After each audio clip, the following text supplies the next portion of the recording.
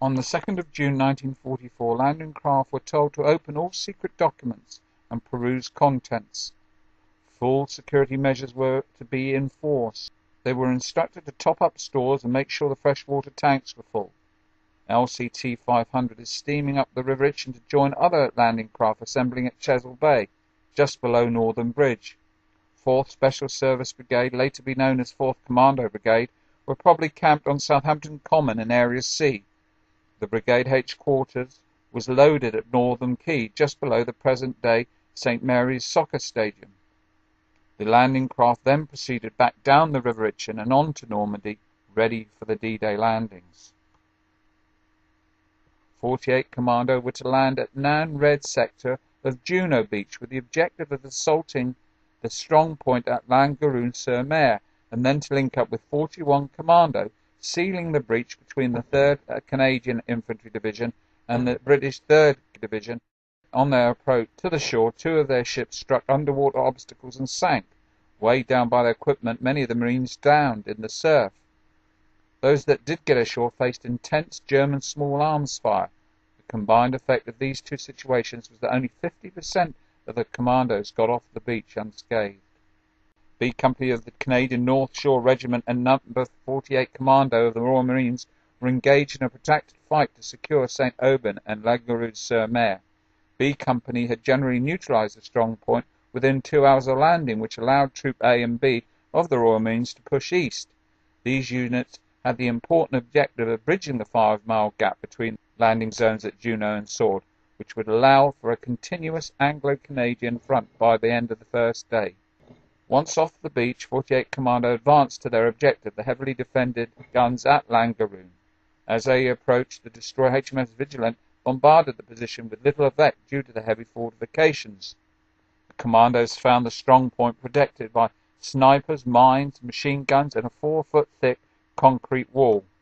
They were then joined by 2 Centaur support tanks from the 1st Royal Marine Support Regiment. The first of these tanks moved towards the wall, firing its 95mm howitzer, and obliterated a machine gun bunker that had been covering the crossroads.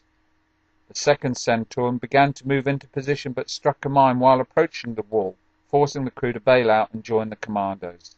With the Centaurs out of ammunition or disabled, the attack faltered. B Troop raced across the intersection to the house opposite, only to discover that it had been fortified.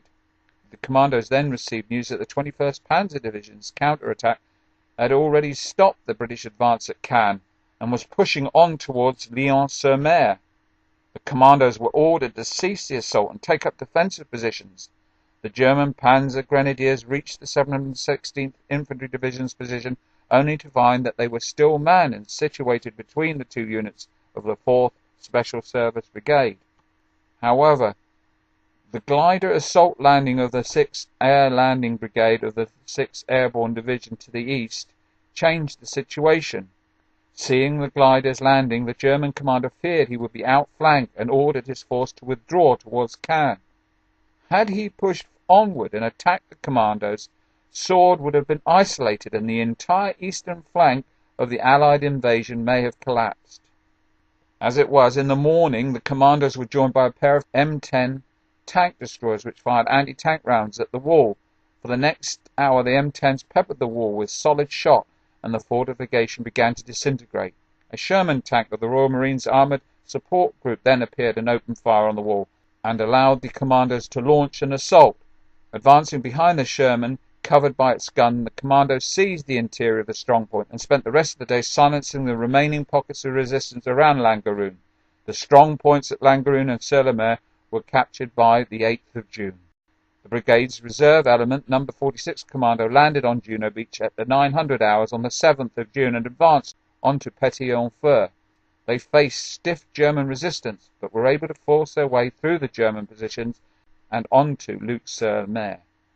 There they met up with 41 Commando, linking Juno and Sword beaches.